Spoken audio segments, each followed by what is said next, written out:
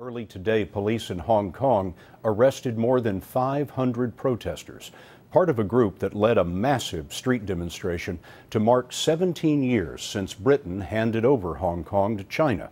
Seth Doane reports the protesters want one thing: democracy. The arrests followed an overnight sit-in organized by students who planned to occupy part of Hong Kong's financial center, but were swiftly removed by police. Organizers claimed more than 500,000 filled the streets.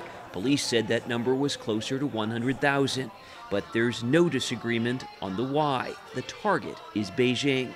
They ask us to call them the central government, this protester said, but actually they act like a mafia. Anger, particularly among young people, is pouring out over what they see as increased Chinese interference in Hong Kong. The former British colony has an unusual setup called One Country, Two Systems, which allows Hong Kong a high degree of political autonomy and its own legal system.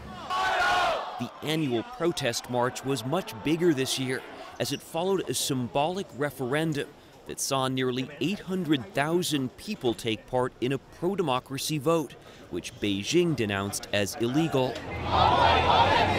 Protesters yelled, "We do not fear China's pressure." His teacher said he came to demand justice and democracy for the next generation. Hong Kong protesters are looking ahead to the 2017 election of its chief executive. Currently, Beijing hand selects the people for that ballot. The protesters want to be able to put their own people on the ballot. Scott, as you might imagine, that idea is dismissed by the central government here in Beijing. Seth Doane in China for us tonight. Seth, thank you very much.